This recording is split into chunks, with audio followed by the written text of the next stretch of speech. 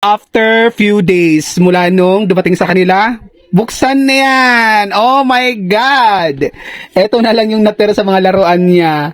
Ito yung mga pang-design, yung mga glitters, ganyan. So, bonggang-bonggang pinaglaruan talaga yan nila ng pamangkin ko. Ayun yung may-ari, yung pamangkin kong babae. 474 ang price nito, walang shipping fee dahil free lang po. Tapos yung slime itself, 24 pieces po yan. Then yung buong package na dumating dito is 108 lahat.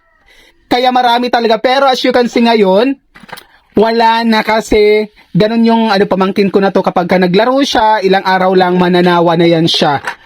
Dahil kahit anong laruan, ibigay mo sa kanila, talaga yan sila, hindi ba marunong mag-ingat. Katulad ng ibang bata na kapag may laruan, talagang bonggang-bonggang iingatan. Kasi ito yung mga pang-shape, dito mo ilalagay yung mga slime, tapos lalagyan mo ng decorate, ganyan, parang ice cream yung datingan. Ayan, mayroon nang kumalat dyan. Hindi kasi iningatan ng pamangkin. Kaya kung gusto ng mga anak nyo ng ganitong laruan or maingat yung mga anak nyo, maganda po ito para sa kanila kasi nakaka-relax din tong laruan na to sa kamay. Kaya yung link shop nito ilalagay ko na lang sa yellow basket. Mag-check out na po kayo mga